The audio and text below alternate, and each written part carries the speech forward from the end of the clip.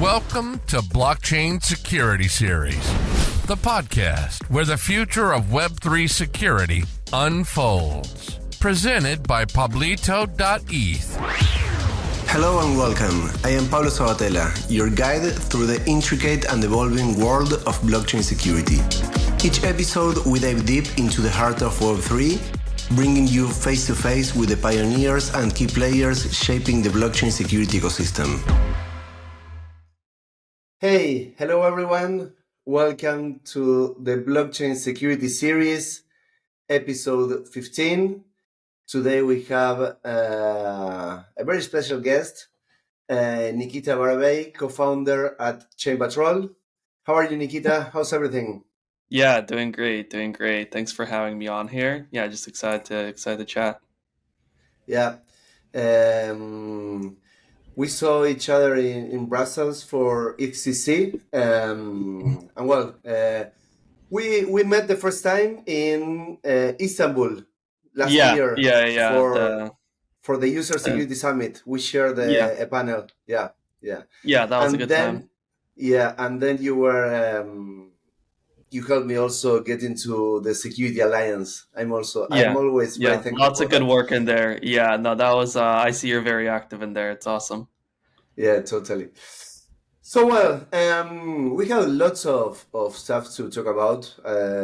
I've been seeing a lot of your content and your work, but I want to start from the beginning, right? So what's your story? How did you get into computers, programming, and how did you get then to blockchain or security? What's your story? How did you get here? Yeah. Well, I've been a dev since very early on. Honestly, I think I got into programming the way a lot of people do, which is like, they play video games and they go into they start modding, they start adjusting things. And that was kind of like the very early days. Early on, I started building sites. I right away, to me it was like this magical thing, right? Because it's like I just have a computer. I can do anything on the internet I want to. I want to build a site, a game, an app, whatever I want to do, I can just build it. And that was really cool for me because I was initially deciding between going into sciences or going into programming. Decided to go eventually into programming just because I felt like I as an individual could do a lot more with computer science. I studied at the University of Toronto. They had this thing called it was like a undergrad, but they had a specialization in AI where you could do some grad level courses and kind of dive deeper. It was pretty cool because a lot of the stuff that now is big in AI actually came out of U of T, and our professors were the ones that created many of the algorithms and the things used today. And we would be in class and we'd be learning, and they would show us something, and it's we'd be reading a paper and be like, oh yeah, I wrote this yes, the professor literally published this yesterday. So it's literally the cutting edge. So that was very interesting. But I really wanted to go. I decided not to go into the academic, very deep academic route. I met my co-founders Vito and Umar. We started another company together. We built a company called Treasure together and worked on that for quite a while. That was a very fun time, great experience for us. We built, there's a ton of accomplishments there, but I'll maybe fast forward to the crypto section of this chat where eventually I did join Coinbase for a while. So I joined the Coinbase wallet team. And so basically there I was, there was a ton of stuff being built, but I think myself and the other co-founders, we really fell in love with crypto. It was the whole promise of everything I loved about programming before. I went to a fintech hackathon a long time ago, and I did a fintech hackathon, and I realized, wait, nobody at this fintech hackathon can actually send money anywhere. right? Like nobody can actually, everybody just built UIs basically. This is what an app, this is like what a lending app could look like. This is what like a peer-to-peer payment app could look like. But none of those apps actually sent money. And it's because, oh yeah, well, to send money, you need like a banking connection, you need this thing. And so, and crypto, I felt like solved all that. It kind of brought back the promise of, oh yeah, if you're an individual with a laptop, you can do whatever you want, right? And so, that was really exciting, and I also felt very connected to the promise of crypto, of just like actually owning your own money, because I think in North America, like both in the U.S. and Canada, like people are a bit spoiled with the banking system. I think there's still a lot of issues, but people are a bit spoiled with like it works like pretty well. Um, Generally, the bank doesn't just like steal your money. You don't have like insane inflation, even though there is inflation, but it's like not like your money's like worth nothing overnight. Um, I myself, I'm from Belarus, and so there's been a lot of issues going on over there with like both currencies and government control and stuff like that. And to me, I felt like, uh, you know, crypto is really the thing that enables individuals to actually own what they own, and like that it's such a basic concept, but it's very important. So um yeah, I fell in love with crypto. I worked at Coinbase for a while on the wallet team. We built a bunch of different stuff there. But one of the things I saw while I was Coinbase Wallet is just the amount of like scams and phishing attacks and just things just stealing user funds. It was just super basic stuff. Like, at the time, like the biggest thing was just seed phrase theft. People would just ask for your seed phrase and people would just give their seed phrase away. And like, I thought that was insane. But, it's education, was not anywhere near the level it is today. And seed phrase theft is still one of the highest causes of loss of funds. But yeah, we basically, the Coinbase Wallet team did they did so much work to like help protect users. They built out like transaction simulation. They built out, they had their own block list. They also pulled from like ETH Phishing Detect, which is like the community contributed kind of block list. That MetaMask kind of started, which was actually really cool to see, because I think that's one thing that doesn't get talked enough. But like that block list actually goes to two wallets that are technically competitors, but they're all joined in this effort of keeping users safe. And I think that's something that is really great. And so but anyway, I saw all the efforts that are being made to stop phishing attacks, and it made a lot of impacts, but I realized there needs to be somebody that's just dedicated to this, right? It can't be just a team, like a couple of teams that like Coinbase is putting a ton of efforts into this, but there are certain approaches that are better done externally. And so that's why I decided eventually to leave.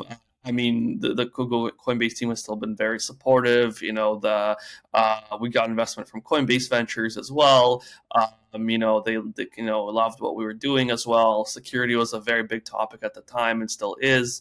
And basically started ChainPatrol again with my co-founders, Vito and Umar. That's the whole story. Was crazy, but like we won a hackathon in New York with like an initial security hack, and honestly, I was already thinking of doing security in crypto for quite a while, because I'm like, well, my goal is that like we just bring crypto out to as many people as possible, that we just get it in front of everybody. I want it to the point where like my grandma can use crypto and doesn't doesn't lose all her money in like a couple of days. And it's kind of interesting because like I think about, money is such a universal thing that like everybody understands it. It's like numbers, right? Like numbers people understand regardless of what language you speak. And so my grandma, like she learned English now, but for a long time she couldn't even speak English, but she can still go to the store and she can still transact, and she can still pay somebody, but it was mostly she would either bring some cash with her. I think eventually my dad got her like a debit card or something, right? But crypto rails could make it so much easier for people to transact everywhere, to actually own their money, to and so I'm like, how do we just get really practical use cases of crypto to the point where it's just in every person's hands, right? And one of the biggest barriers to that, I think, still is security. Is the fact that it's not like a bank, right? There's no crypto tech support. If you do get reached out by crypto tech support, a lot of times it's a scam. I know there's actual people like us, there's like investigators that are trying to honestly help, but the unfortunate thing is there's also a lot of scammers out there who will pretend to be people that are trying to help, right? And then you lose even more money.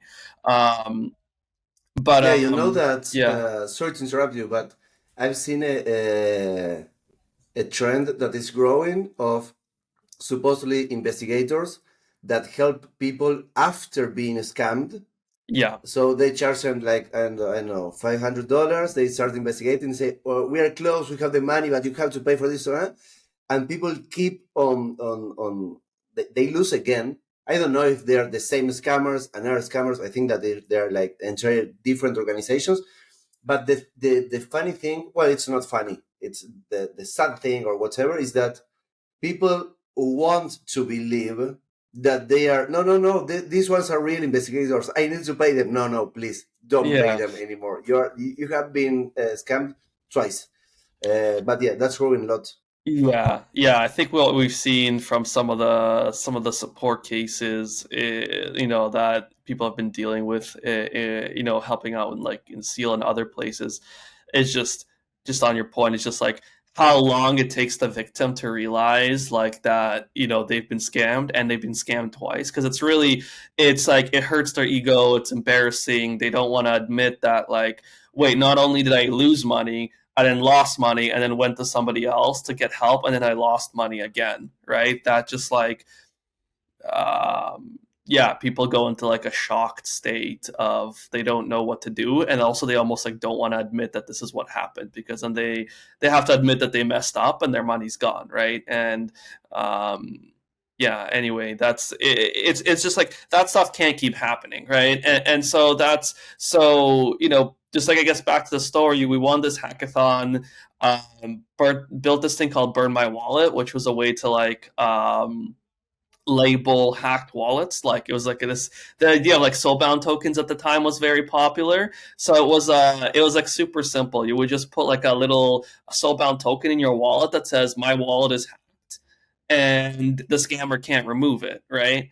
Honestly, I think it's still needed. But the main point of it was that like it's like almost like a self-destruct for a wallet. The wallet doesn't really stop working any sort of way, right? Transactions will still go through and all this kind of stuff. But the idea was that if different like other systems started to pick up on that token, you could almost like revoke permissions from different areas. Let's say you were like what if people, actually, this is kind of an interesting topic now with like delegates and stuff. You know how you can like delegate voting tokens to somebody else? What if that person gets hacked, right? Like what if they're no longer in control of your wallet? But now I've delegated my like ZK Sync tokens to them or something, and now they can vote on my behalf. If their wallet is hacked, that's actually that could be a governance attack, right? So the idea behind Burn My Wallet was that like you put like a little soulbound token, and other systems could say whatever flows they normally do, they first just check, does this little token exist in this wallet, and just like cancel all transactions that are associated with this wallet if that token exists. And the cool thing about it is only the user can actually only the owner of that wallet or the hacker can put it in that wallet. Nobody else can. And the hacker obviously has no incentive to do it. So really it's a way for a user to still at least self-destruct their wallet. Like it won't recover their money, but I think even post-hack, there's a lot of issues that can happen if your wallet is compromised. Because now wallets are like tied to things like your identity, your chats. You might start messaging somebody on like, on XMTP or on like Farcaster or something. And now, so a hacked wallet is more than just money lost. It's not like your identity has been stolen too. Yeah. Yeah, and what I have seen also in some cases is that they use those funds from stolen wallets, from hacked wallets, to fund our wallets to hack some protocols, whatever. For example, Exactly. so Yeah. I didn't know about Burn My Wallet. I Yeah. really liked it. So you made this before ChainPatrol. Yes, yeah. So that was like the starting point. Like ChainPatrol wasn't even formed as a company yet, but I knew I wanted to start a security company in the crypto space. I had a lot of ideas of like what to solve. And this was one, this was like a thing to like, you know, um, this was kind of like the plan. I didn't even expect how well it would work out, but the idea was like go to a hackathon, win the hackathon, use that to start, to start, the company or get interest, right? And right away, a couple of right away after the hackathon, like investors were approaching me, talking to me. Some of them were like really the pivotal people that like were super helpful in really what led to the full fundraise. There was a couple of people that came to me and they were like, "Hey, like, are you going to the ECC, this conference in Paris that's going on?" This was like 2 years ago, and so I'm like, "Oh, what's ECC?" Like at that point, I had no idea about like the crypto conference circuit and like all that kind of stuff. So I was just like, "Oh, what's ECC?" And they're like, it's like the biggest European conference, and I'm like, okay, I'll think about going. And then I looked at it. I'm like, oh, it's 2 weeks later. It's literally like it was like. And so I talked to my co-founder Vito. I'm like, should I go? Like, it's kind of soon. It's kind of crazy. Like, I have to jump on that right away. But then he was like, dude, you just gotta go. Like, this is a very big opportunity. And so we went there. I was literally like, I got a Notion deck. I put together a thing of like what ChainPatrol is going to be. Start like the initial investors we met for the ETH Global like New York hackathon. We basically they started to intro me to some people, some angels, some of those angels, and introed us to some investors. And so I was already like lining up meetings in person at ECC. Realized the meetings were all in different parts of the city, and Uber is like non-existent in Paris. I was just literally sprinting like across the whole city to like go from meeting to meeting. Um, there's a couple of friends I met, that um, one of them, Jacqueline, she helped a lot. She was an investor at, she worked with, Polychain at the time. Um, and she helped us a lot with like the deck and like working through the deck. Or like we honestly just had a Notion deck. And honestly, I feel like whenever you're doing your first fundraise, like maybe that's honestly just the best way to go because you can just get straight to the point and you can be very concise and um, you can also edit it very quickly because to me, like, I knew what I wanted to do, but there's also kind of the way like of communicating it to make sure people understand it well, and that needs a lot of iteration. And so I was literally like every single day I would talk to somebody, get their feedback, make some edits to the deck. Talk to somebody, get their feedback, make some edits to the deck. So like literally every single day that was changing. And that's where we met our, the lead of our pre-seed cherry ventures. And so super thankful to those guys. They have been incredibly supportive of us during our whole early journey. And so and basically maybe I know we want to get more into security topics. I think I'll kind of like go through. I'll kind of maybe wrap the backstory. But I mean, the main stuff that happened there is, we basically did our pre-seed raise there. Afterwards, we got into A16Z's crypto startup school. We were like the first the reboot, the first cohort of the reboot, because they did one pre-pandemic. Then obviously the pandemic happened, so there was nothing going on in person, and we were the first cohort in LA. That went great. Like myself and Vito and Umar, we were all working together. Like we were all living together and kind of building the company. Got some of our early introductions to our early customers there. And honestly, it was just a great experience. Tons of learning, tons of support. Raised our seed after that in that summer. And it's been building ever since. Things are going really great for us. We're working with a ton of now we're protecting a lot of the top companies. But yeah, I guess I could just kind of say what ChainPatrol does now is now what it evolved into is we just help. We really help protect communities from these phishing attacks, right? You go on Twitter, you go on Telegram, you see all these fake tweets, fake Telegram chats. They post a phishing link. You click that link and you get you go to a wallet drainer, or it gives you malware or something else. It tries to basically connect to your wallet and steal your funds.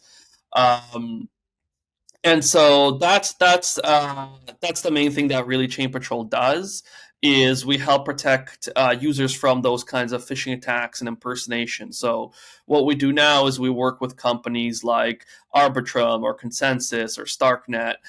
We have a system that will daily scan every new domain that comes up. We scan all the replies on their Twitter accounts, all impersonators of their social media accounts, right? Not just, for example, Arbitrum, but staff at Arbitrum, because that's a popular way. Somebody reaches out to you, they're maybe the head of marketing at one of these companies. They want to do they pretend they want to do some sort of promo, co-promo together, and then they're like, please sign this NDA. You go there, you download a PDF. That PDF triggers some malware on your computer, and now your crypto's gone, right? So basically what we do is we really focus on automating detection of all these impersonators, because we've realized that's the most common way of attacking people, because no matter how sophisticated of a security person you are or how unsophisticated, social engineering always works. It always works. When you think you're talking to a real person and you trust them, all of your internal security measures kind of just shut down, and you will go ahead and do whatever the person's asking you to do. And so that's and so what our system, our focus is how do we intercept that as quickly as possible? How do we put a warning in front of the user before the scammer can reach them? And so what we do is we scan all these domains, Twitter profiles, other socials. We put them on a block list. This block list goes out to tons of wallets. So we work with wallets like MetaMask, Coinbase Wallet. It goes through security providers. We work with Blowfish and others, to wallets like Phantom and a bunch of others as well. And basically this data goes out to over 20 different wallets right now. And they will basically show warnings to users. So the moment we detect maybe arbairdrop.org, some fake scam site, right? If a user clicks on that, they will already get a big warning from their wallet saying, don't touch this. And then we do a traditional approach also of takedown. So we go to the hosting providers, we work with Twitter, we work with LinkedIn and others to get this stuff removed. But the reality is there's a whole existing world of brand protection companies. Takedowns have existed forever. They're slow. By slow I mean a couple of hours. We've gone down to a couple of hours, but by crypto standard, by Web 2 standards, that's amazing. By crypto standards, that's way too slow, right? Because what these attackers do is they'll just get hundreds of domains pre-registered. You take one down. If let's say they're running a fake Twitter ad, right? It's a fake announcement of an airdrop for some company. You take the site down that they linked in there. They already detect that. They know you did that. They will just edit the tweet super quickly, link to a different site, and now the scam is still live and hitting people, right? And so that's we're just truly trying to focus on this real time aspect of protection. But I think we can continue there. Yeah, I really liked what you said regarding how many scams are out there. I always say that everything is a scam until proved otherwise, right? You Yeah. you really have to think like that, because as you said, like I'm a fan of social engineering, and I think that, as you said, any person can be a victim. You can have been like for 10 or 12 years in the industry, but if you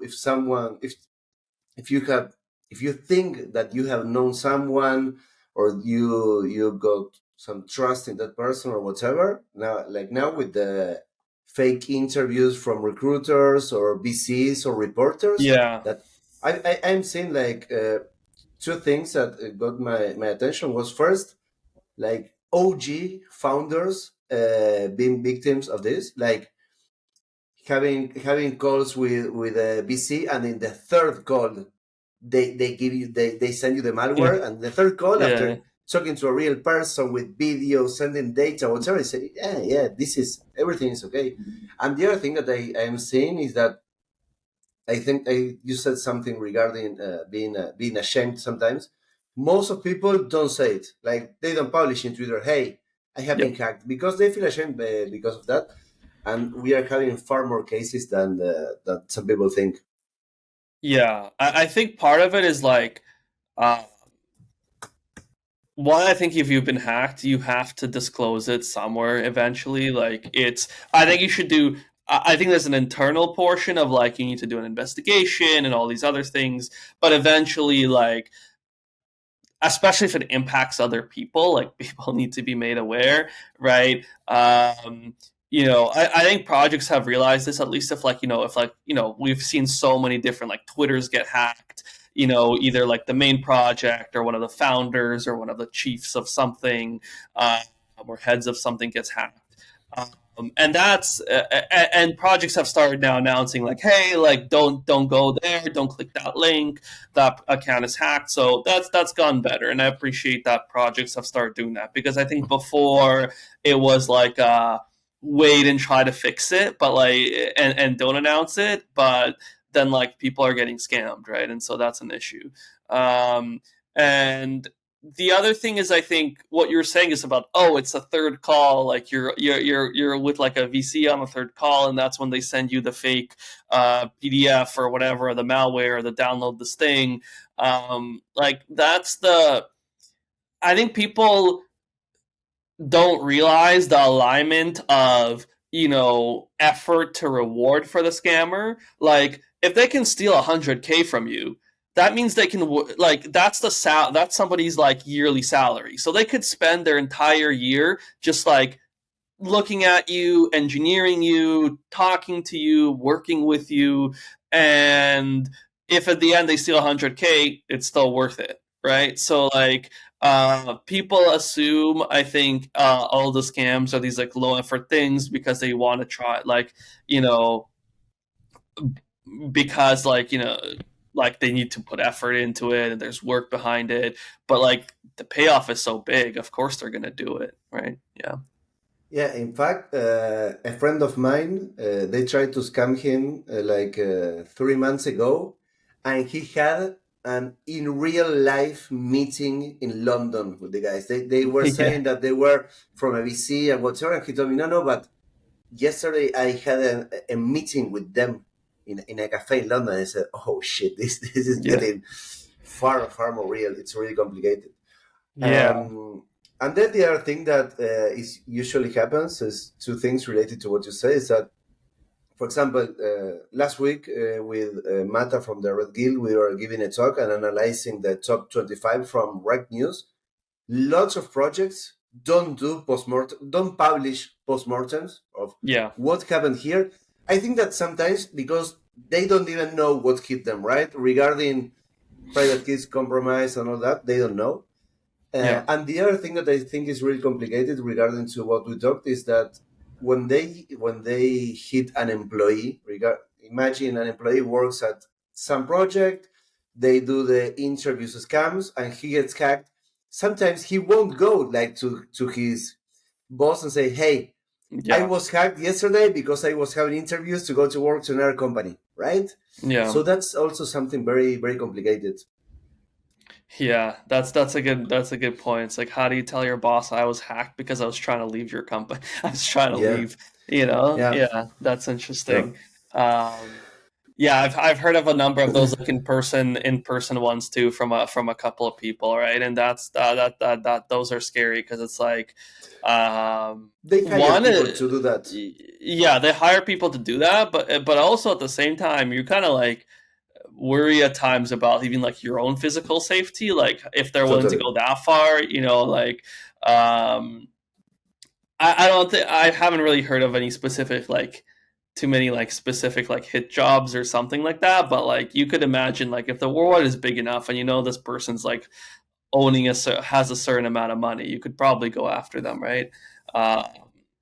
uh, yeah, I think you know, I think what you said also just on postmortems is just really really important. Like every time any sort of issue happens, like internally we've just like we've initially had postmortems for anything only like if it's like a really big issue, but honestly it's like a culture you need to get into of like anytime something goes wrong and it's like we've been doing these, for example, even for stuff just like false positives on our block list, right? Like we sometimes will mislabel a legitimate site, and this is something that like we're very like we never want to do that, right? We like whenever you're hunting for like all these scammers and phishing attackers and bad actors, you know, they try to make it difficult for you, right? They try to hide their trail or pretend to be like the thing is like their entire job is to appear as real as possible, right? And so sometimes they can even appear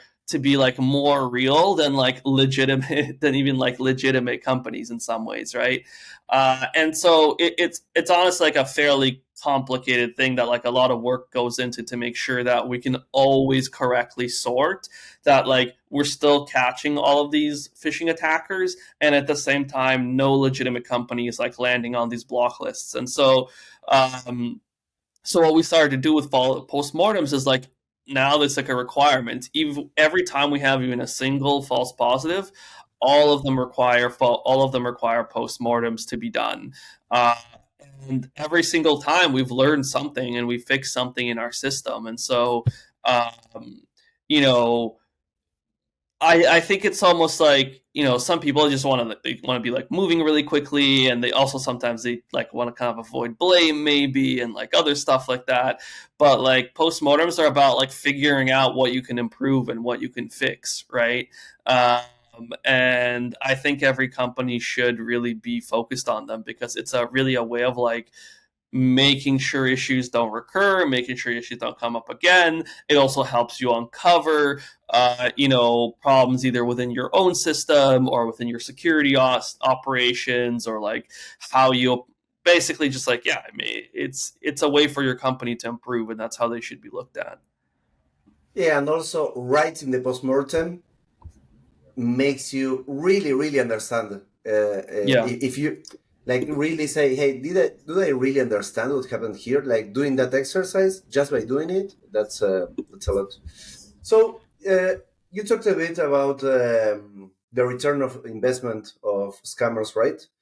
yeah, And I like this thing. I remember when we talked with Taylor Monahan from MetaMask, that she was saying, okay, if we are now tracking down scammers, following the money and all that, you make it more complicated for them, not so easy. And you are like on the other side, like saying, hey, if you set up a domain, if you set up some fake Twitter account, whatever, we are going to take it down. So you're making it less profitable for yeah, them, right? yeah, So I have two questions regarding that. Like first, if you were able to calculate a bit, hey, how how much money do they have to spend for every new domain that they set up, or every new Twitter account or whatever? And then, do you find that, for example, domain registrars or Cloudflare or Twitter, Google, LinkedIn, all these providers, are they really helpful with you guys when you send them all this information? Do they not yeah. care? They care, but perhaps they don't have the proper channels. What do you think about all this? Yeah. So about the first part of like just like the setting up the scam and the costs there, um, a lot of those costs have. I think why we're also seeing so many scams is that it's really turned into like a industry almost of its own. Like, there's people developing the scam kits, there's developers that build them out. They also get a lot less liability because of this, because they're just software devs. Like, in many ways, like they are creating software, they're not stealing money from anyone. It's just like development. They provide this kit to people. And typically, like, sometimes you will need to purchase it, but it's not a lot, sometimes a couple $100. Now, like, I think most of them are pretty cheap. Honestly, I think most of them have just stopped charging for it. All of them now, I don't know about all, but a lot of them now operate on like a commission based model. Basically what they do is just like they set up the contracts, they set up the sites. And what happens is every time you successfully steal funds from somebody, let's say you drain their wallet, it just automatically sends them like a 20% cut of whatever you do, of whatever you steal. And so it's great for them because they don't have to do anything. Other people deploying this stuff do the work for them.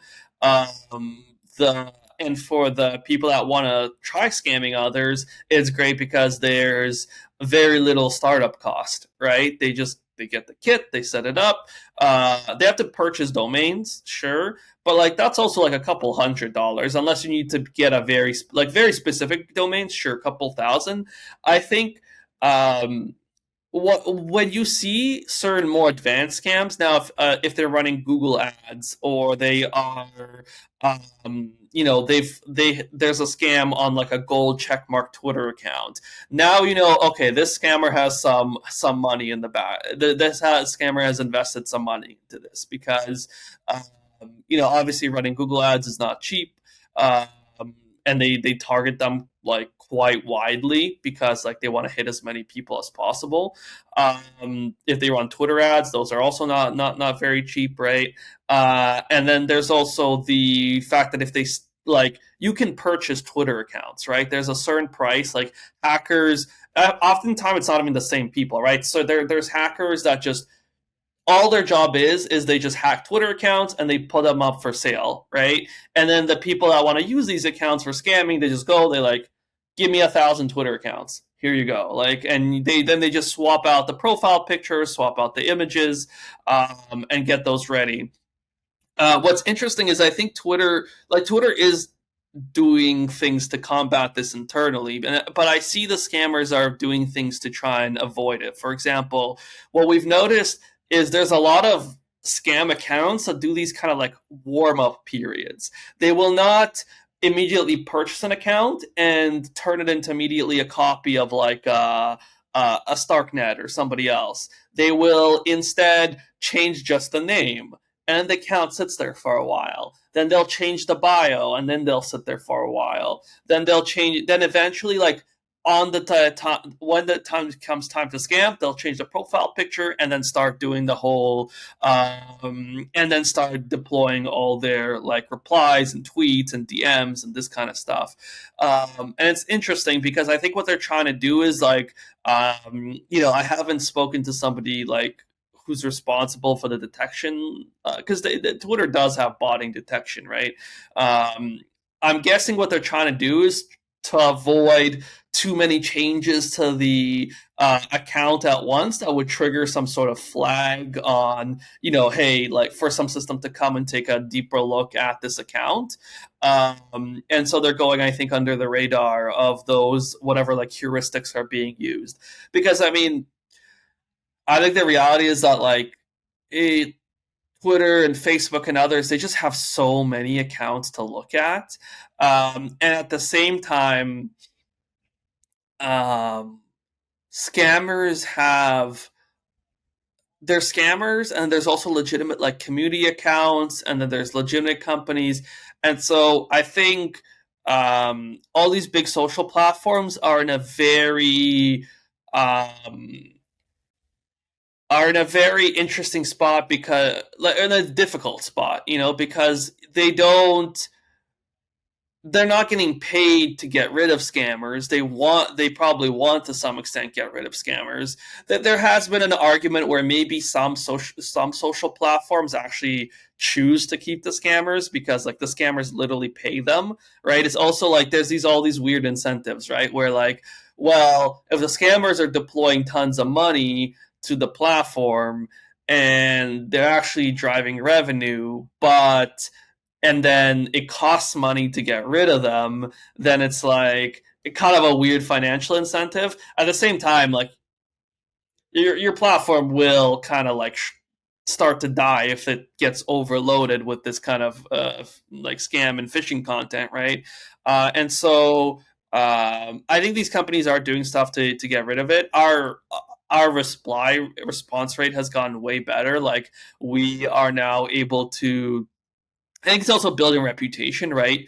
Because I think the problem is too that even their own reporting systems get botted by these scammers. Scammers will try to flood them with fake reports as well to make it harder to deal with all of this, right? And so, like, if they see like a report coming in from ChainPatrol, and then they see like thousands or tens or hundreds of thousands of reports that are just like random false positives, they have to figure out how to sort through all this, right?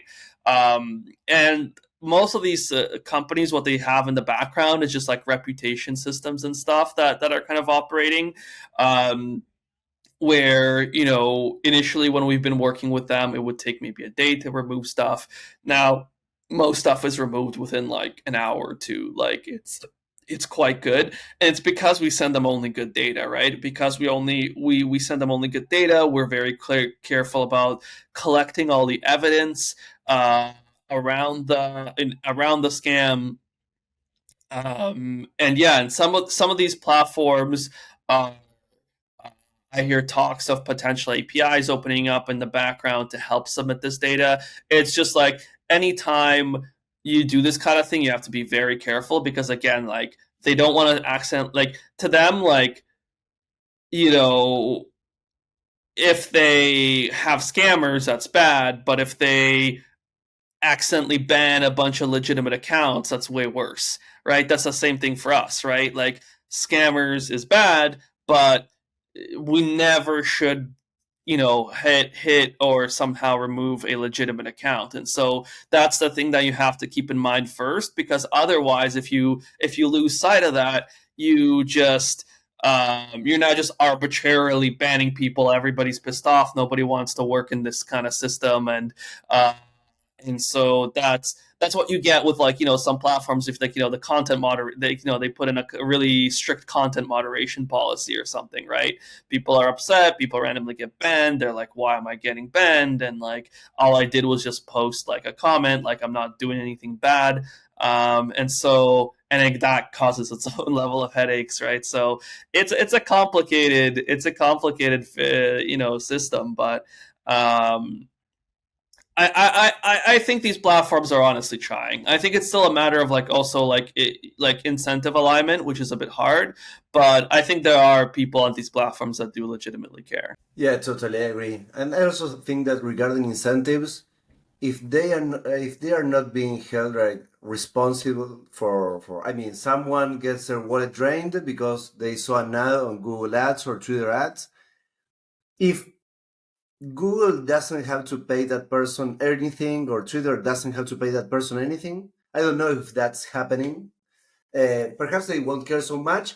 Similar Yeah, to the cases of telecom carriers, where because of SIM swap, lots of yeah. people lost lots of money, and lots of people started like going to trial with these companies, and they started caring a bit more, but they haven't solved the issue yet. So I think that that's also a bit Yeah, I think the connected. individual is taking action because I do think to like there's an extent where like if you have so much distribution, you reach so many people, you do have certain levels of responsibility, right? And then that's because also that's an interesting. It's similar to stuff where we see the issues with um, things like, for example, even in crypto, we see like let's say like protocol hacks versus like phishing hacks. Protocol hacks are very big, and you get like 600 million stolen all at once, right? And so now nobody wants that to happen, and so because that's like an existential threat to like the company and the protocol and everything else. And so now what do we see? Everybody has an auditor, right? Every single company has an auditor. They have multiple auditors, and so they will do that, right? But when it comes to phishing scams, it's not one big attack. It's like 1,000 little cuts that happen all over the place. And so, and also each individual user's voice is much smaller in this case. And it's also not all at once, right? It's not like all the users get phished on the same day and you have like 1,000 upset users coming to you. It's like one user every other day is losing money. And even though overall it's still hundreds of millions of dollars lost, it's spread out and over time, and it makes it harder to realize the full impact this is having. So yeah, it's just that I think it's like, I don't know. It's like if somebody came up to you and like shot you, like that's a problem right away. But if you have some sort of disease that is like slowly killing you, that's people can ignore that for years, for their entire life, until it's too late, right? And so. Yeah, that's I think kind of what's happening here. Do you also find that scammers, generally speaking, always use like the same stack? Like, let's say, what registrars do they use? What hosting providers? Perhaps virtual phone numbers providers? I remember that there is like a registrar. I can't recall the name, but from a country. I don't know if it was Sweden or someplace. I think that it was related to the founders of the Pirate Bay. That like they host anything, right? If it's not child pornography, they will host whatever they can. Yeah, it's we definitely see that. I mean, certain registrars are way better. Honestly, I do still see a lot of registrars being used, even the ones. I think though it might be just like, I think there's so many scammers. Some of them are less experienced, and so they'll just go with like, like a Namecheap or like a GoDaddy or like I don't know, like just some provider that is pretty good at responding quickly to phishing reports, and those get removed quickly.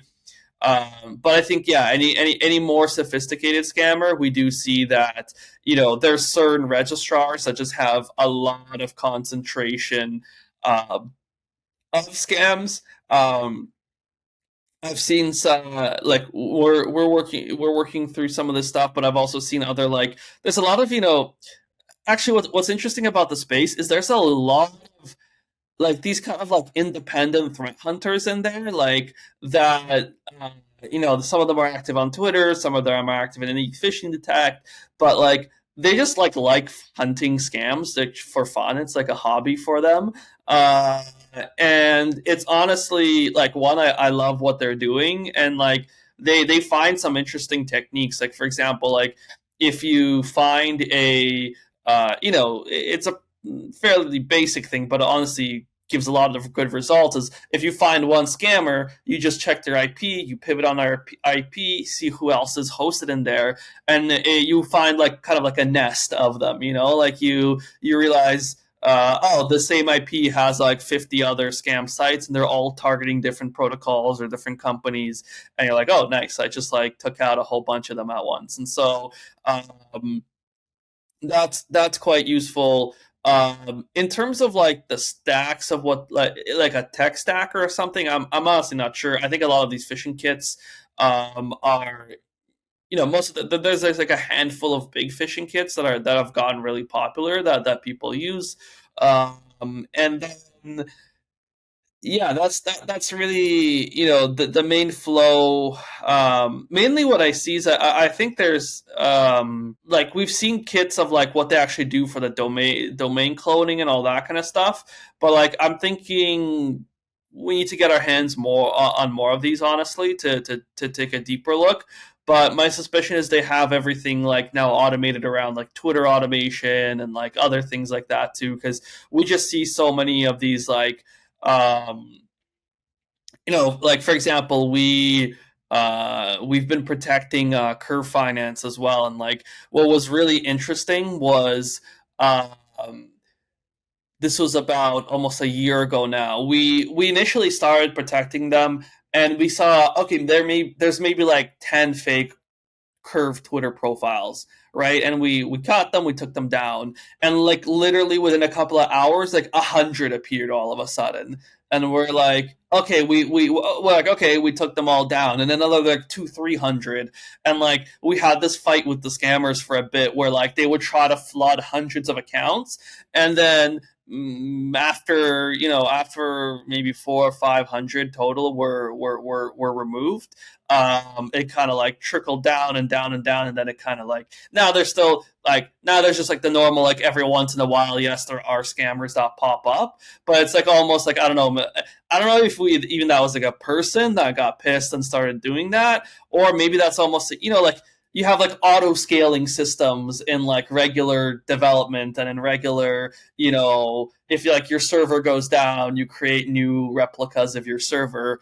I feel I'm almost like, if I was developing a phishing kit, like I would do something like that, monitor my scam profiles the moment some of them go down, replenish them with new ones, set up the redirects. So I think honestly that's what's probably happening across these systems. We know for a fact they're monitoring stuff like phishing attack, because like and like our own block list and other people's block lists, because we notice that whenever something lands on the block list, within a couple of minutes they will react to it as well. Nice. And you talked a bit about, you have off-chain data and you have on-chain data, right? How's this mix? How do you work with this? Because I think that it's, well, for what you're doing and for most of the funds that are being lost today, it's key. Most of the information is not found on chain.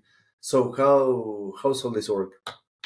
Yeah, so that's something we're trying to connect more right now. So to be honest, a lot of the detection is entirely off chain, and that's because like they need to reach real users, right? And real users are not moving around on chain looking at contracts and doing swaps on there, right? Or like doing transactions.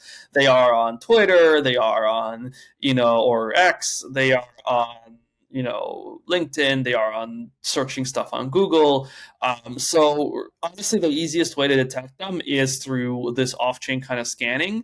Now, they do employ certain cloaking techniques sometimes to like put like a fake blog post or something else up, and we also have to review all of these, right, to remove false positives as well. So one of the areas that is most helpful is just tracking scam contract addresses that have been used, because usually they just try to send the funds to a specific contract or to a specific wallet, and so fairly somewhat often you can find that stuff right in the code, front end code itself.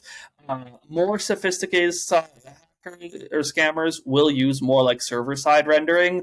Then it gets trickier, because if you don't actually like simulate the full transaction, or you don't actually interact with the site, you don't get that data.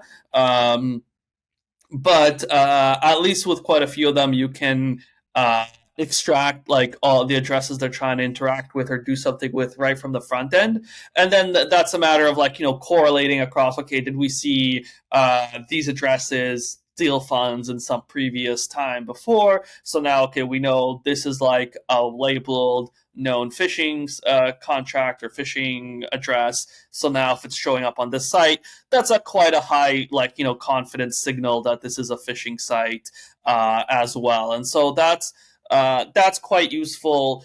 Honestly, it's a bit tough, because we're doing some research into this. I also don't know how long it will be useful for, because I do suspect that down the line you could do some sort of automation where you just swap out the address to a new address each time or something like that. And I guess they would have to pay contract deployment fees, right? But as all these deployments get cheaper and cheaper and gas prices keep going down, it's all a financial game, basically, right? Like, you need more cloaking requires more resources, requires more money. But if you can still steal hundreds of thousands or millions of dollars, then it's all worth it. So yeah, that's the kind of things we're seeing. So yeah, and then tracing them actually on chain. We do some stuff in there. Honestly, I think for on chain tracing, one of the best people out there right now is Scam Sniffer. Like, I love what those guys do. Like, they post a lot of really good content. They track a lot of these stolen funds. I'm actually we're gonna be chatting with them to see if there's a way we can collab somehow there, because we have a lot of the off-chain data, they have a lot of the on-chain tracing. So yeah, gonna see if there's some way for us to work together. Yeah. Regarding what you said about Scan Sniffer, it's important to have collaboration, right, between security companies to make the ecosystem safer. And there I have two questions. Like, for sure, it must not be so easy to align incentives, because, I mean, you are investing lots of time, effort, and money in having the best detection tool. But at the same time, when you detect something, if you make it open, it will be far better for the ecosystem. So what do you think about this collaboration between companies, and how is it different from Web 2? Yeah, I mean, I think in Web 3, companies are... I mean, it's the nature of the space, right? Like, I think it started off with like smart contracts and all this other stuff where everything's composable, everything is permissionless. And so even though for security companies, it's a lot of off-chain stuff happening, because you need to monitor different systems. A lot of those systems are off-chain, right? Even if you're monitoring smart contracts, the actual server that's monitoring the contract is off-chain, right? And even though those things aren't on-chain, it's almost like the spirit of the smart contract devs has proliferated to everybody else, and I think that's a good thing. I think a lot of companies are open to more collaboration. At the same time, it is hard, and we're fortunate with ChainPatrol because of I think our business model. But I think for other companies, it is hard, because if you're primarily selling your because there are companies that are, they sell a detection engine, they sell transaction simulation, or they sell something in this area. So yeah, it's like, why should I publish my data or all my findings, all my other stuff for free somewhere, when now my competitors can scoop it up? And honestly, it's tough, because I do think sometimes we've had this happen even to ourselves, where we publish a lot of our data publicly, and then we publish all of our data, basically all of our data publicly. Every scam we find about an active customer is available on our search page. We have a search page. You drop any domain in there, you can see our full reports. You can see when we found it, all the data we found on it. And I think that's really, really important. And we're seeing a lot of benefits come from that, because then the benefits accrue now. Security researchers are using our tool to find information. When a site we know a false positive sooner, because people know now there's a public place to go check, dispute. It triggers our pager duties right away. We're on it right away.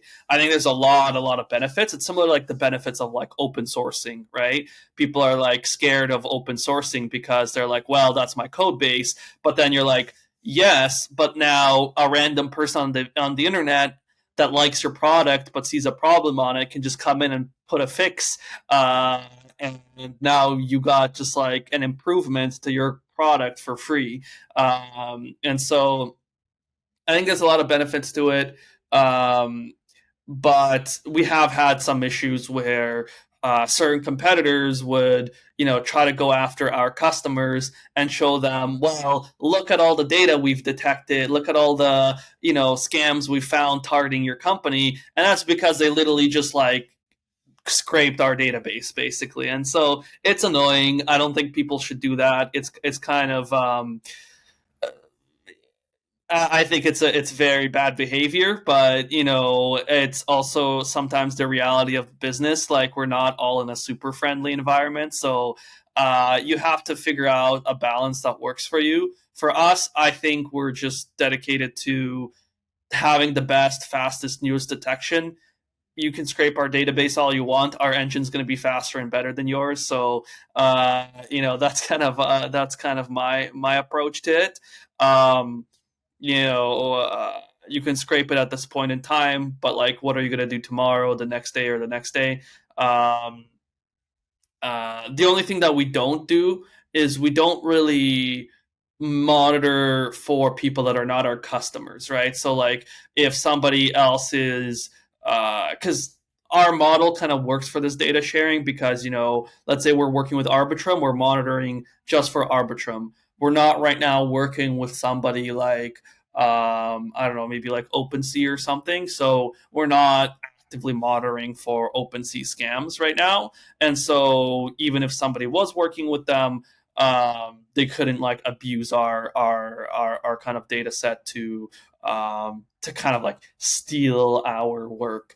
But at the same time, I think it's really important to share data threat. Like, when you do have threat intel, I think it's super important to share it. Like, and I think the benefit of it is that now we can catch up to we can catch up to scammers.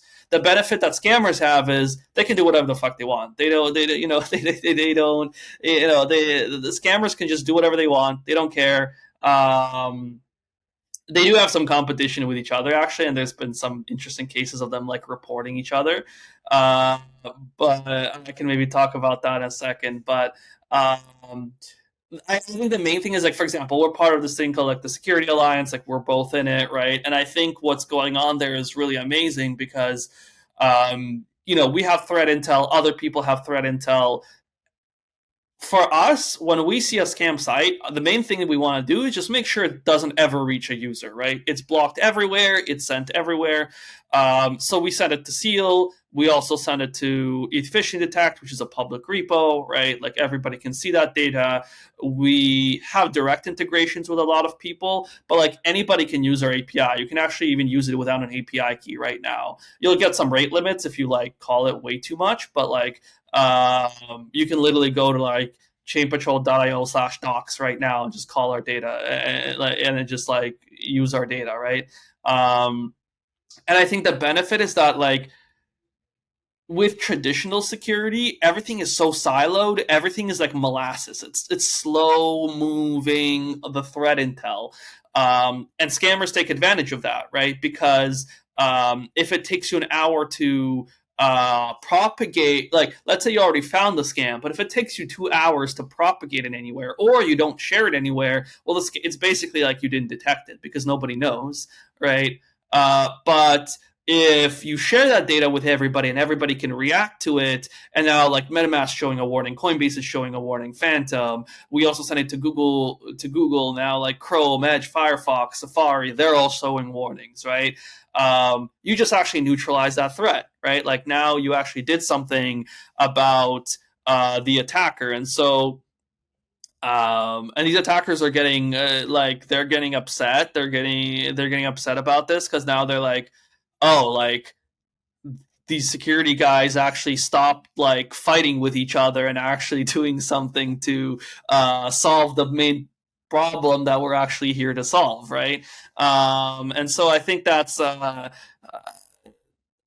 just really happy to see what's going on in the industry. I think there's still some important questions to be solved to make sure that everybody can still make money, because I think also the other thing is, like, everybody wants free security, but security can't be free, so because it requires somebody to do the work, and so yeah, so I think there's a way that people are trying to build like all sorts of like attribution mechanism. I think attribution is important, and that's something that like we've been solving both internally and with our work with Seal and the team at MetaMask too, is just making sure that it's very clearly tracked, like who's submitting threat intel and who's producing quality data, and so that down the line there could be mechanisms built even where maybe this is actually a fully decentralized system where people are just rewarded based on their contributions. I think we're still far away from that. I think it's always very, very interesting trade-off because there's very real security issues to solve right now. We could build it in a fully decentralized way, and that's going to take like 5-10 years. And meanwhile, everybody's going to be losing their money, right? That's the thing, is like, I think we want to move towards this kind of system, but at the same time, I think like these attacks are an existential threat to crypto. And if we don't continuously make improvements like right now, it's going to slow down the entire growth of the industry and it could be cause for even regulators to say, well, look, like it's a thing people can just point out. Look, crypto's did so many scams, like whenever we talk in like Web 2 world and people are talking about security and phishing and scams, they're like, oh yeah, crypto's that thing that everybody uses to offload their scam money. It's so easy now. Like, look at a great use case, like you can steal money and get away. And so we don't want that to be the narrative, right? We want it to be that crypto safe and secure, and there's very serious people here making sure that this is the new money. This is the new money, right? And so this is the new currency, and people are treating safety seriously. Yeah, totally. And regarding also threat intel sharing, I think that the Seal ISAC initiative from Security Alliance is great. Yeah, for the ones 100%. who don't know, like ISAC stands for Information Sharing and Analysis Center. I think that's a great initiative. Yeah. You mentioned that sometimes you have scammers reporting on each other, right? Oh, yeah. I want to hear about that. Yeah. This is something that happened. I think in one of the Seal chats, and it's happened in some other places too. I think it's happening in some of our submissions as well right now of reports. I mean, it's like there's like turf wars, I guess, but also there's just stuff like, a lot of like some of these scammers are very sophisticated actors, right, with like whole organizations between them, and they're very professional, and some of them is just like a teen in high school that is savvy and realized, way I can make 100K instead of working at at McDonald's or something. I can make a ton of money off running scams on the internet, right? And so there's and so what we've seen is that tons of reports would sometimes suddenly come in around other scammers. There's been people that have come in and asked to also, hey, like there's been people that are trying to pay the group off too, that they're like, oh, like if I pay you like a couple thousand or however much, can you like not scan my stuff, or can you not take down my stuff?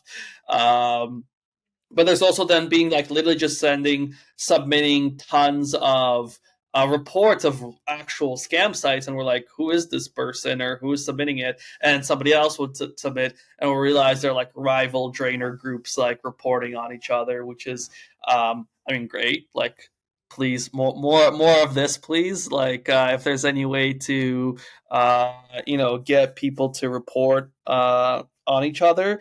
And I mean, if any scammers are listening to this, hey, this is legitimately a good way to take care of your competition, right? Like, because like I was just thinking about this a bit right now, and like let's say you're both let's say you're both targeting like Polymarket, for example. We're working with like to protect Polymarket right now as well, because obviously they're very big. They are in the news a lot. So I'm sure there's not just like one scammer running all the scams targeting them. There's probably a bunch of groups. So hey, like if you want more of your own scams to go through, why not help take all the other scams down, right? Because then your own will reach more users. So it's kind of interesting. Everything's like a game theory type thing, right? So yeah, maybe we'll even see in the future where like scammers are kind of like it might be a case of like people don't rat on each other or whatever, and like we'll see if the same level of like honor or whatever develops among these groups as there are among some like other criminal groups where they're like not allowed to kind of snitch on each other. But at the same time, there's a lot more anonymity here. So like also if you don't get caught, you kind of don't have as much repercussions for this either. Yeah, let's hope they don't do so much collaboration as security companies will do. yeah. So, what other methods are you seeing that scammers use to avoid detection? Right, I remember two ones that you talked a bit at some of your talks. One regarding referrers, for example, that some phishing websites check for the referrer before showing you the real website. I think that's very interesting. And also, for example, regarding transaction simulation bypass, bitflip attacks, what are you seeing? Yeah. So for the like the Web 2 like front end scanning, there's a couple of very common ones. Cloudflare is heavily used. That's one of the most basic things you can do. Just put a Captcha on your site, show it to somebody, and now when our bot crawls your site, it's harder to view it, right? There's ways to that there's reasons we have also like threat hunters manually looking at this kind of stuff. We have flags also if the site has Cloudflare on it. We also know we have a bunch of ways. I don't know if I can share all the ways we have to get around it, because then we will have to find new ways to get around it again. But there are one of the most basic things is just put some sort of captcha on it, right? Already big annoyance for a lot of people trying to do like any sort of automated scanner out there. Now, there's also stuff like the referral IDs, and server-side rendering, right? So they just like look at who is the visitor. They look at like stuff like your user agent. Do you have a certain query param? Other kind of stuff. And if you don't have that stuff, they'll just render you like a blog post. This is like my cooking blog or my travel blog or whatever, and they won't. And so the scanner thinks there's nothing malicious on this site. But then if you go through, like, say, a Google ad and you click on the Google ad, when you go to that page, you have a certain tracking ID, their server will check, hey, okay, this query param exists, render the full scam. And so now they know that you landed on that page through the specific just through that specific path, and they know that okay, this is probably not a crawling bot trying to visit my site, but this is now a real user that visited my page. And so there's two things. One, that's why it's important not just to do basic domain scanning. I think that's what a bunch of companies out there do. There's a way to just get a feed of all the domains that go live, and so all they do is just look at the domains that go live, and then they just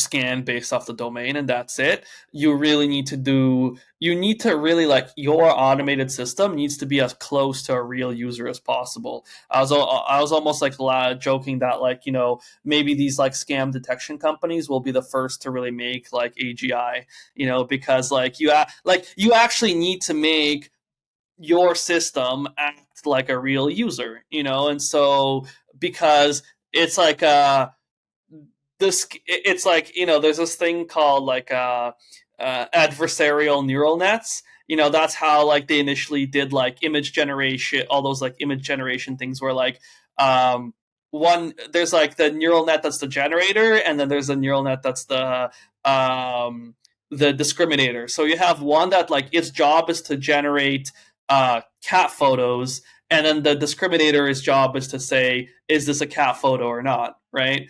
And basically they both kind of fight each other, and they keep improving each other because of that. So one gets really good at determining if something is a cat photo or not, and the other one gets really good at generating cat photos, right? And so that's a similar thing I think that's happening here in a way, is like the better we get at detection, the better they get at, the better we their goal is to try and get rid of real users try and get rid of bots from scanning their system, and our goal is to scan their system with bots.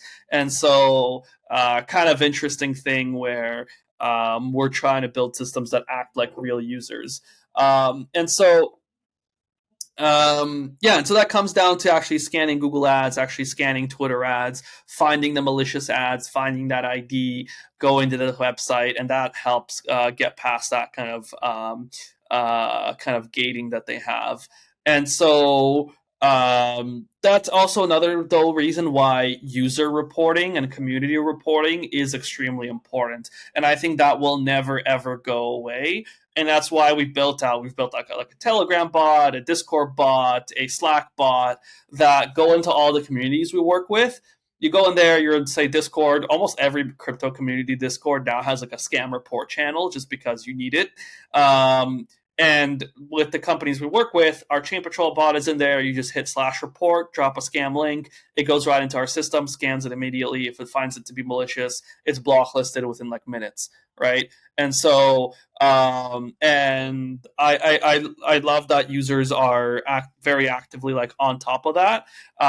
That's existed even before like ChainPatrol. Like before ChainPatrol, people would go in there, they'd drop those links, but that would usually just go to mods or somebody else, and there'd be just kind of unclear for them what to do about it, other than say, yes, this is a scam, don't touch it. Now there's something to do actually about it, right? Because we have all these systems that can block these links now and help distribute this information. Yeah. And do you think that today users are doing it mainly because they want to check if something is like a phishing website or whatever, or because they report because they care? And what do you think that perhaps we have an idea regarding incentives? Because, I mean, security researchers will report the stuff, but what should we do for normal crypto users to really care about this, to see if some phishing in Twitter and reporting it, for example? Because it takes you like 30 seconds to do it, right? And someone will say, okay, 30 seconds is not so much. But if you want to report everything you see, it really takes time. Yeah, I think there's a couple of things. I think users legitimately care, and I think pretty much everybody hates scams. Like, I don't think I've anybody seen somebody see a scam and be like, "Oh, I love that this is in front of me, and like this should be, more of that, please." So I think people legitimately hate scams, and it's annoying, and it gets in the way, and like it's almost like I feel like it feels good. There's even people, like you get.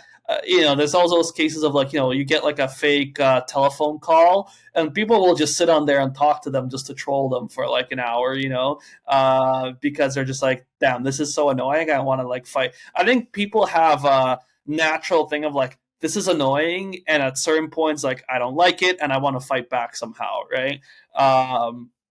Which is great, and we want to kind of incentivize that too. So we do see a lot of people legitimately just reporting stuff like this is just a scam and nobody touched this, and I think there's a lot of people that legitimately care. But again, like I think I was saying earlier, like security can't be free, and so I think that there does need to be incentive mechanisms for this. We've trialed some stuff actually internally. We have over like 20 threat hunters like working at ChainPatrol now, and we've actually done internal incentive mechanisms where if they provide really high quality reports, they're all like salaried like employees or whatever, but we will actually we have like an incentives thing where each week they have like a bonus that can get paid out based on like high quality scams they caught, volume of scams, if they we have also an automated system that reviews all of this stuff, and so if they have a low rejection rate, so they submit like high quality data, they get bonuses and stuff like that. And so I don't see why the system can't be rolled out to more people afterwards. And so that's something that we've been thinking about. We just want to make sure we iron everything out correctly before we do this like en masse, but we do have plans to create an incentive mechanism around this. Yeah, I think that something really interesting that you said is this thing about users. Like you receive a scam message, you follow it, right? yeah, If in fact, some weeks ago I thought about making a guide on how to make a scammer lose time, so that a normal user, when they receive a yeah, phone that'd call, be good. a WhatsApp message, a Twitter, whatever, if lots of people started doing that, in fact, there are very good Instagram and YouTube pages of people that are like making scammers lose their time. But when you listen to the calls, they lose their temper. They get like crazy, right? Yeah, Because yeah, they yeah. seem to do No, it's like, pretty hey, I don't entertaining. Yeah, understand. What do I have to do here? Do I have to put your name? Yesterday, yeah. I saw someone that one that was very good about $500,000 of Bitcoin, and the supposed victim sent the money to a wrong address. Oh no, sorry, I copied the address wrong, and the scammer got crazy, but Yeah. Well, because he out of thought, their yeah, minds. that'd be really funny though. Like if like because the scammer's probably thinking like, oh my god, this user now both lost 1 million Bitcoin and I can't take it anymore either. So now it's just gone entirely. They probably just I'm guessing they just had an address that they also owned that they sent it to or something. Yeah. Uh yeah, that's really funny. One more question. Do you sometimes see that an scammer, instead of using new domains, they use hacked domains? So I don't know. There's some legit website. They hack it and they create a subdomain or some folder or whatever, and they use that. And in that case, it's different, right? Because you don't want to take that domain down, or you want, but Yeah. is that usual or not so Yeah. much? Not too much, I would say. I mean, they do try to hack legitimate companies' domains a lot, right? Because if like the real domain contains a scam, well, now you're like really screwed, right? Um, but we do see, mm, we do see some legitimate companies' domains getting hacked. We are. It's actually kind of because it's kind of hard. It's a bit hard to tell sometimes if this was a legitimate company that's existed for a while and then they got hacked, or if this was just a scammer put up like a fake page to look like a legitimate company, and you go there and it's like a bakery shop, but you go to like slash claim, and then it's like an airdrop for some company. Um, so it's a bit hard to sometimes tell which of the two cases it is, but sometimes you can use like stuff like I don't know, like Wayback Machine or like other like historical scans and see what happened. So yeah, we do see some legitimate hack businesses. We do see a lot of like what is a pretty common thing is like hacked WordPress sites. People don't either store their credentials properly or they don't have proper security, and like just WordPress is so big and so used that now because of that, also a lot of hackers know how to get access to it easily if you haven't set it up correctly. And so we do see like hacked WordPress sites are quite like WordPress based sites are quite up there. So that's what we see. But I honestly, I think it's a lot of it is a lot of new domains, and then like the actual domain company they're trying to target, they will try to hack your domain as well. So it's really important. Actually, just on that point quickly, it's like one thing that's really important for you to have is to work with. We're actually trying to figure some of this stuff out ourselves right now. Is we might put a guide on this afterwards up. It's just like what domain registrars you should use to really minimize your ability for somebody to take over your account, because with certain registrars, the hack that happens is really you didn't even get compromised. It's just like a support person at this registrar just gave the hacker access to your account because they just got bribed, right? Like they just got bribed and gave them access. So if you're any crypto company, you really should not use any hosting provider or domain registrar where a support staff can override anything to do with your account.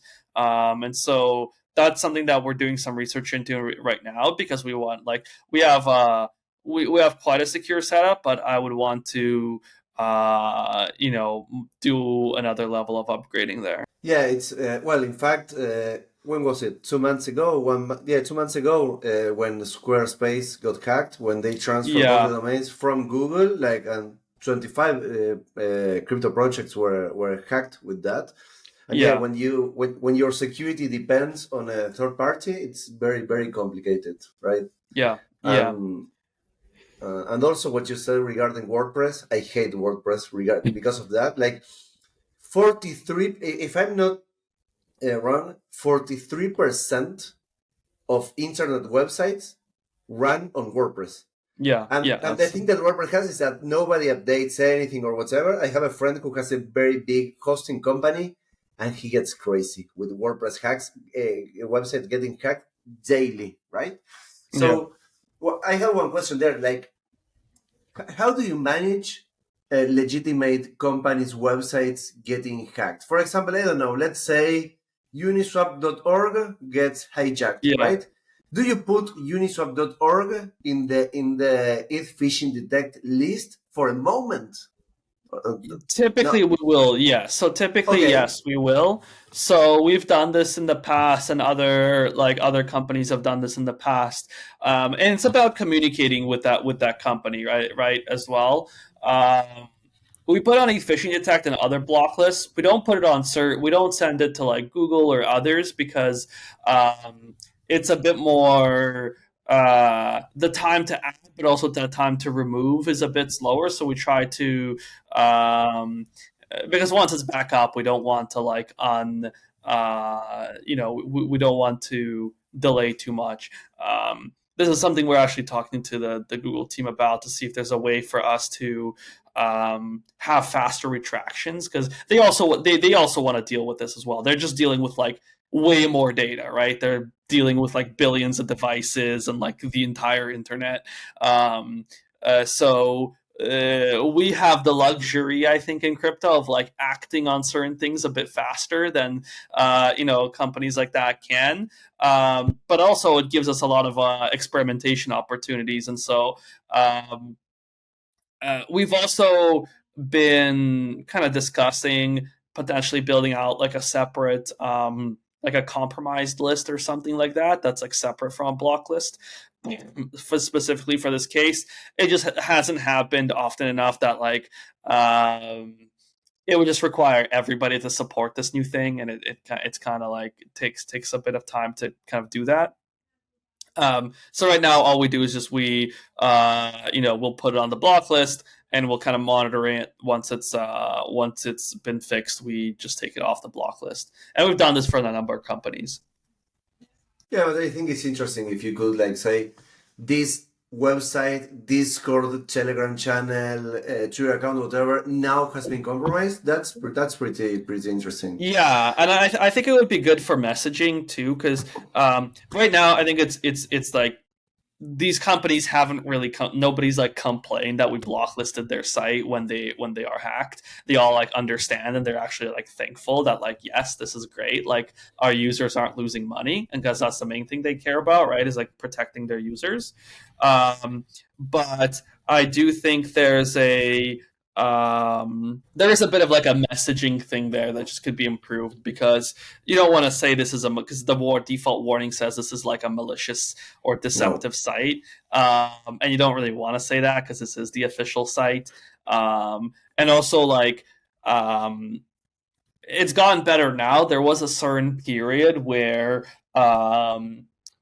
different providers and different security companies would have, like, I would say, too many false positives. And that's an issue you always have to be careful of, right? Because if you give too many false flags, users will get used to ignoring it, right? And so the more accurate you can make your flagging system, the more effective it will be to actually protect users. Yeah, totally. And also you have the case of real websites that perhaps have not been hacked, but you use Google, not Google Analytics. They are one that works with analytics that allows you to put code. I remember some cases where some companies, what's the name of this platform from? Tags. Yeah, Tag Manager. Google Tag Manager. They hack the Tag Manager, and they add malicious code to the real website. So then the transaction that is being sent is, for example, being sent for the real contract, but you are making a swap, and the money that comes out from the swap goes to another address. That's also There's been a couple of those. No, not too many interesting, but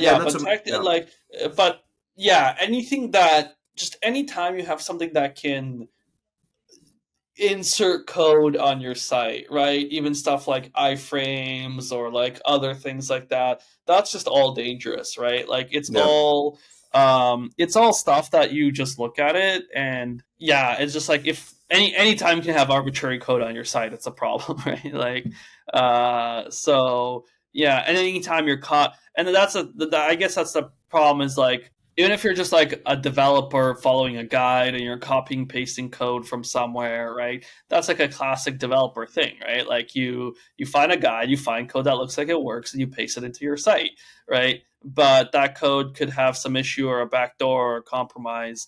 I think that's probably how those tag manager things happen, because I don't think tag manager itself was like hacked, because that'd be like a way bigger issue. I think it's more like people were copying around or adding code that was like loading like additional scripts that they shouldn't be doing. Or when we had the wallet connect case, that was terrible, with the Ledger repository being hacked. You remember? The Ledger. I think Ledger Connect Kit or something like that. Exactly. Yeah. I remember that day that like nobody used DeFi. And that was literally just like, don't touch any website. Don't touch anything. Yeah, totally. Just log off crypto for the day. What about, we were talking about methods used to avoid detection. What about, for example, transaction simulation bypass? What have you seen of proxy contracts, Bitflip? I think in the end, like, transaction simulation is just like a very difficult topic. I think there's a lot of companies doing great pushes in there. I'm not an expert in transaction simulation, so I'll just share some of the things I've seen. But I think the main thing is just like, one is obviously the more complex. You can kind of make a contract. It really depends if they simulate it with like a full state, or if they try to look at it. Like, if you're doing anything where you're just trying to like understand the contract, then obviously the more complicated the contract or whatever, the harder it is. But from my understanding, I think a lot of these companies do like actual like state simulations, which help with that. But anything to do also with a state simulation is just, again, hard, because we deal with we have the mempool, and so state on chain that you can read from off chain is not 100% reliable. So that's where the Bitflip kind of like attack comes in. I just learned about this a while back, and I just I don't know if it's still been solved or not, or if I think there's a couple of companies that have said like I mentioned, like Blowfish. I think they said they have a solution in the works, which would be amazing to see. But yeah, the idea of it is that you just have a contract on chain, and you have just like it looks like a regular like swapping contract or something. This is the normal happy path.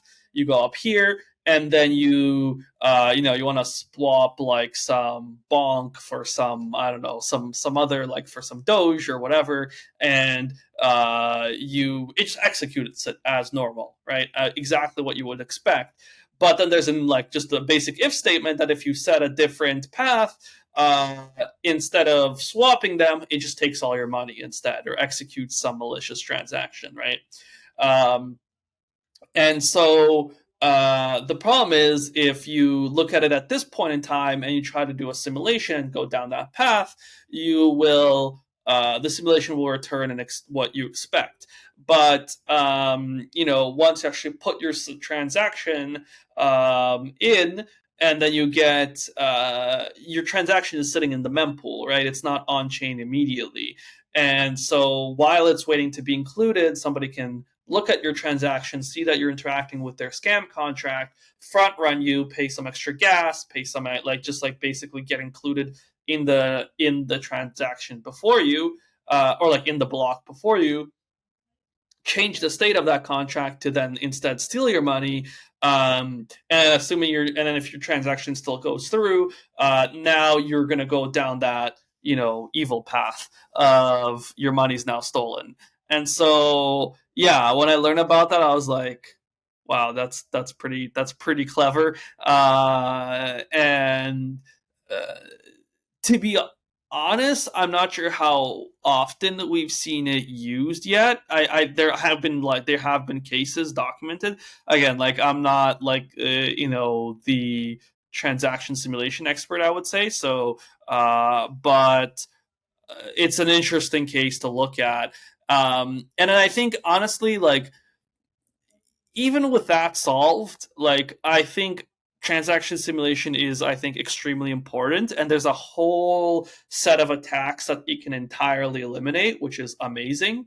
But I don't. There's a fundamental type of attack of just lying to people. Like let's say I go on a website, I send, I'm on a fake. I'm on a fake Costco, or I'm on a fake IKEA site. I purchase a new a new cupboard or something, or like and it just never arrives, right? Like how are you gonna simulate the fact that this is a fake site, you're sending it money to a fake entity, and you're just never gonna get what you are paid for, right? Because I think that's another thing that people sometimes forget, is like the entire world isn't on chain, right? Like maybe we'll get to a point where we can actually track every single point. Like maybe there's a world where down the line we can get to a point where I put money in for that cupboard, it goes into an escrow, there's a tracker on the delivery. When I receive the delivery, I click the button that I received it, and then the money goes to the actual thing. That could be interesting. I think we're extremely far away from that still. So, but if somebody does that, that would be cool. But yeah, that's, I think, the main thing is yeah.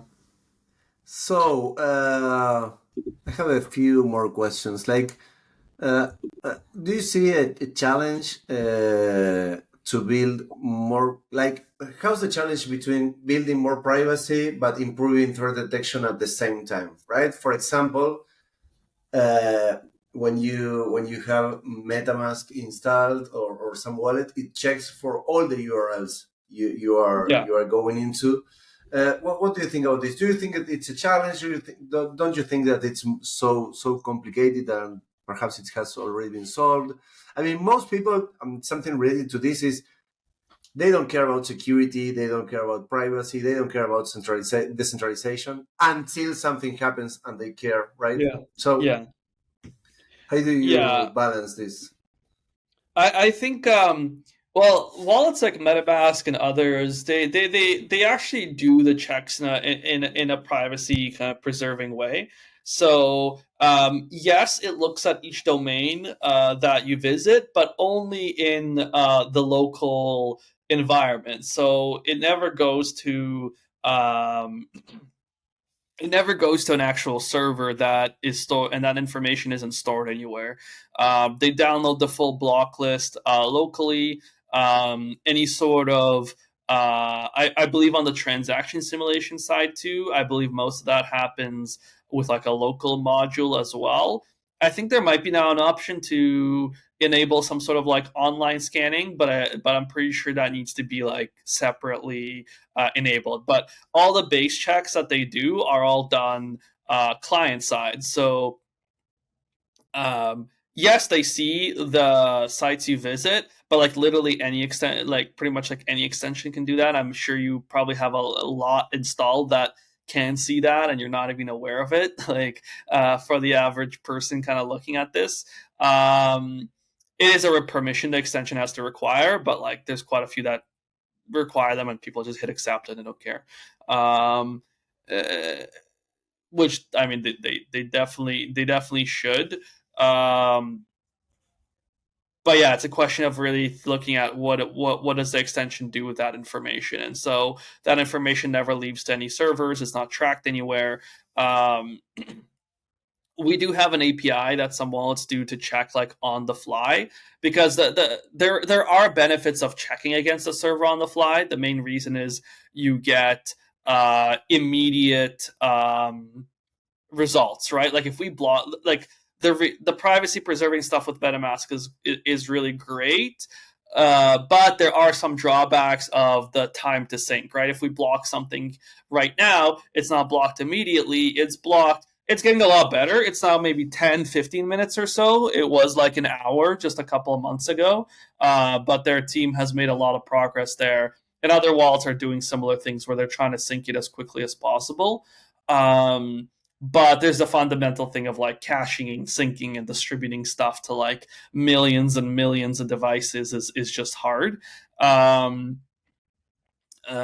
just doing an API call to a database is like easy and fast, and main thing is you get the results instantly, right? So yeah, I think to get to real time, we will need to have calls to backends. There's actually two things there. One is we just make sure all the data that comes to us goes through like a proxy first, so that we don't know who's actually calling it. We just know this is a domain that somebody on the internet wants to check, but we don't know who. Um, there is still some issues that we're trying to solve around like stuff like query parameters and stuff, because the domain can contain personally identifiable information. So even though we did already pass the stuff through a proxy, and we stripped out a bunch of your and all of your like a lot of your like stuff based on like where you are, your location, your IP, all that stripped out. If the domain you actually send us contains like some sites still literally put like passwords or like your username or like other stuff in there, right? That's not good. But at the same time, we do need query params because scammers use them to, like I mentioned, hide their sites with cloaking techniques. So it's like if we get rid of those entirely, now we can't scan the site. But if we don't get rid of those, but if we don't get rid of those, we have the potential of personal information coming to us. So we are trying to do some some improvements there. There is this whole thing called like peer, like private information retrieval. It's like a whole area of research of like how do you get data from a database without it knowing what you're asking for. There's a whole thing of like there's whole ways of like encrypting data in a certain way and encrypting the requests and like adjusting or not really encrypting. There's encryption, but there's also sort of like hashing algorithms and stuff. But basically there are methods of requesting data from databases without the database knowing what you're actually asking for and still getting an accurate result and still getting the correct result back.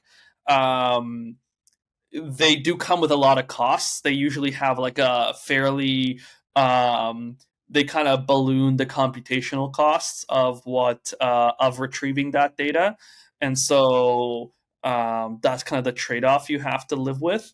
So we're exploring some of those systems right now to because in the end, like we really don't want to track any data on the user themselves. It's not really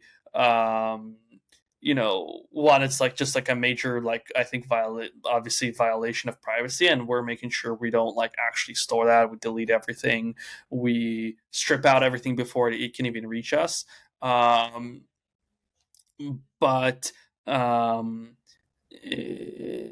it's like I think it shouldn't be like a the don't be evil. It's like it should be more like a can't be evil, because by the design of the system, and so that's what we're trying to move towards. Nice. Yeah, I totally agree. Do you see a trend where companies and projects are starting to care more about their users? Do you see that? Do you think that that's changing? Yeah, Perhaps no, it's also changing yeah. because they have an option now, right? Like for example, they can go and say, "Hey, ChainPatrol is gonna take care of our users." Perhaps they didn't have that option or the Yeah, resources or whatever. that's definitely it's both things there. So I mean, when we started our company like 2 years ago, right? We started going to projects and we're like, hey, we see your users are getting targeted by scams. We can help with this. Um, you know, we got a lot of like people being like, what? Like, our users getting scammed is their problem. It's not our problem. Like, do your own research, check the links. They're like, why are people getting scammed? We obviously posted what our official links are, so that we did like, that's like we did our job, kind of like, that's it. But I think what companies are realizing is that like this is a real damage to them, right? It's if you look for it from traditional like Web 2 terms, it's churn. It's essentially churn. It's a form of churn, right? You lose users, you lose money, you lose TVL, you lose reputation, right? You have to spend more time on customer support tickets because now you have people coming into you. In some cases, you get lawsuits, even, right? Your marketing can't effectively reach your users because imagine like you're a crypto company, you're trying to do an email campaign. Why would a user open your emails if there's like a 90% chance it's actually a phishing email, right?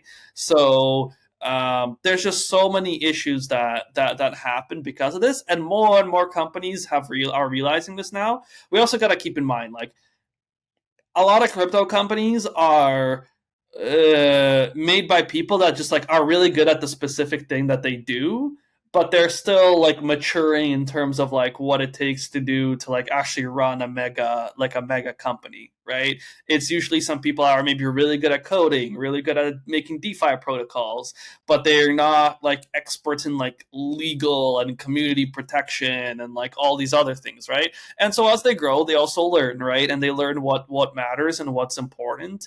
And also just on the side of like tools like this exist now.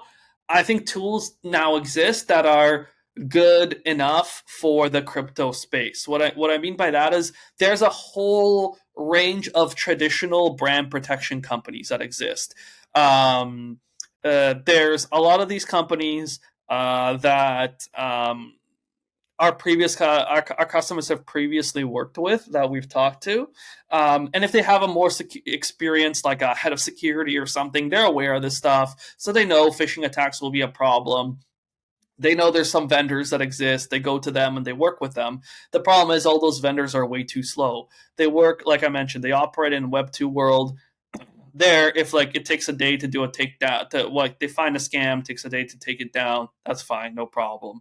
That's a horrible thing in crypto, right? That's just nowhere near fast enough, because by the time you take down that one site, the scammer's made 100 more. You like users have lost over like millions of dollars in that time, and you're still waiting on a support ticket at a hosting provider to be addressed to remove this site. That's just like not an acceptable way to address this. And honestly, I think long term, right now we do takedowns because they are important for cleaning this stuff up. But I think long term, everything will be based on this like real time like block listing system, because it's the only way to actually deal with these attackers in like a timely way, and to actually actually make an impact on preventing attacks. Also, we actually see stuff like IPFS is getting heavily used for attacks as well. And the reason is because you can't take it down. It's a decentralized hosting system, right? You can go to a gateway like IPFS.io or Cloudflare IPFS and request them to stop like mirroring it or whatever, right? And they will put up a warning page on that. But they can just go to any other number of mirrors, right? And then there's browsers that have IPFS resolution built in, so you don't need a mirror, right? That's kind of the whole point, right? Like we want to get to a point where IPFS is built into browsers, and that's awesome. I'm like super supportive of that. But now you essentially remove the whole ability to take down scams, right? Because you can't take down a decentralized hosting. So that's the thing, really. It's like client-side block listing, I think, is the only thing that's going to work long term. Yeah, totally. So to close, I first want you to give like very very briefly, like in 1 minute, like what would be like your 2 or 3 tips for a company, for a blockchain company, and then 2 or 3 tips for a user, like those easy things, like Pareto, like those easy things that have the greatest impact. Yeah, I would say secure all your accounts. The first thing is like, if your accounts get hacked, like scams are one thing, but like if your official Twitter gets hacked, if your official Discord gets hacked, you're screwed. Like your users will lose money because they believe it's coming from the official source, right? So there's a number of great like Discord security auditors out there. Twitter has guides on securing your account. Don't use phones as 2FA for anything, because you will get SIM swapped. Your account will get stolen. So first, secure what is within your control. There's a lot of things within your control that you can secure, and that like you can maybe use some advice from an auditor or something. But that's like if you get hacked, it's entirely on it's entirely on you. Like it's something that like, especially if it's from like a preventable internal way.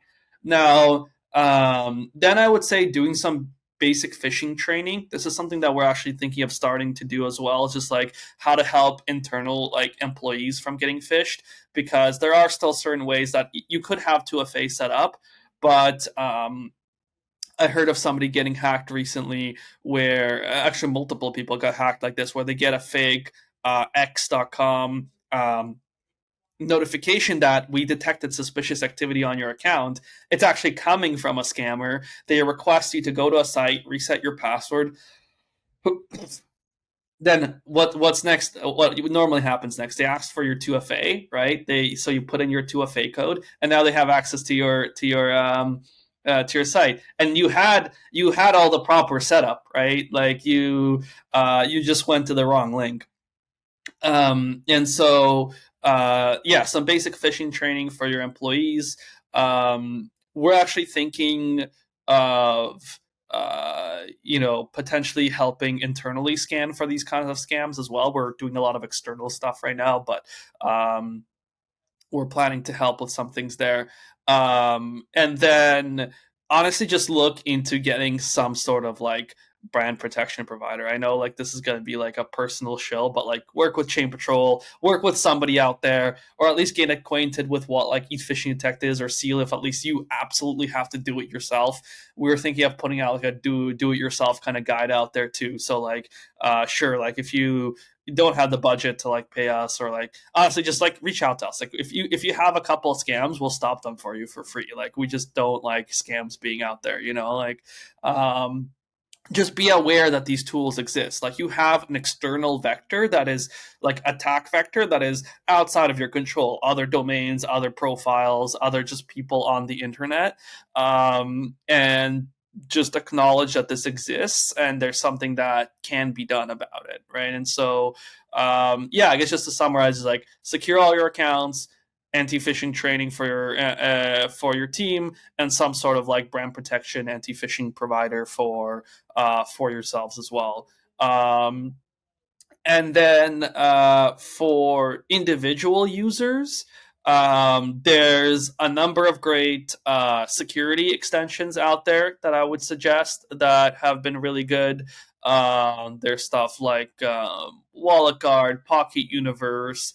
There's another one called, I think, Kerberos, that have had like good results. We actually partner with a bunch of them to send them all our threat intel. So if ChainPatrol finds a scam, it's already blocked in those extensions. And so they do a whole bunch of their own detection and transaction simulation and all that stuff. So I think an extension helps a lot. I think also, obviously the setups where you don't hold all your money in your main hot wallet, that's been kind of, I think that's like been said for like a long time, and still nobody does it, or not enough people do it. And it's, it's like if like on every site you went to, you just used your bank's main password or something, and like all the money you have in your bank could just be withdrawn all at once, right? Like, why would you do that, right? Try to use a hot and cold wallet setup when you can. Keep all majority of your stuff on like a ledger or some other like offline kind of device. And yeah, I mean, just be double. I mean, the main thing is like if it sounds too good, if it sounds like it's giving you a sense of urgency, nothing's really urgent in crypto that urgent in crypto anymore. There's no more like mints that you go to the mint page and like there's only like 1,000 items, and whoever clicks the button first gets the new NFT. Like people just don't do that anymore. Like for good reasons. And I think even all these claims, they don't have like time boxes on them or anything like that generally. And if it is the time box is like a week or a month or something, right? Not like 10 seconds that you have to go there and rush. So just take your time, like take your time, move a little bit slower, and you're going to get to keep your money instead of, like you've done a lot of hard work to to get where you are. Like it'd be a shame that all that work went to just literally zero because you clicked the wrong button. So yeah, just move slowly and carefully. That's the way to like stay in this long term. Move slowly and carefully. I love that. Yeah. So, well, we have been nearly 2 hours. This is the longest and my favorite podcast up to now. Yeah. So, well, it's been great. One last question: where will I see you this year? Will you be going to DeFi Security Summit or DevCon? Yeah. So I'll be at DeFi Security Summit, DevCon. Before then, I'll be in Singapore, actually, Token 2049, and Solana Breakpoint as well is happening in Singapore. So I'll be at those two in September. Then obviously DevCon and DeFi Security Summit. Some of my team will be at Permissionless as well. So you can find ChainPatrol team in quite a few spots now. Great. So we'll have a beer at DevCon. Awesome. I'm excited. So, well, Nikita, thank you a lot for your time. It's been really, really great. It was really interesting, and I learned a lot from you. Yeah. So, well, I hope to for sure we'll have you here again in the future. Yeah, I'm excited. Yeah, no, it's a pleasure chatting. Thanks for having me on here. And yeah, hopefully people can learn something interesting as well. But yeah, thank totally. you. And well, for everybody, they can follow you at x.com/Nikita Varabei, or they can check ChainPatrol at ChainPatrol.io. Yeah, so I'm on Farcaster as well. Farcaster too. Excellent. Yeah. So, well, thank you very much. Thanks everyone for listening. This has been the 15th episode of Blockchain Security Series with Nikita Varabei, co-founder at ChainPatrol. See you everyone next time. Thank you. Thank you. Bye. Bye-bye. Blockchain Security Series, the podcast where the future of Web3 security unfolds. Presented by pablito.eth.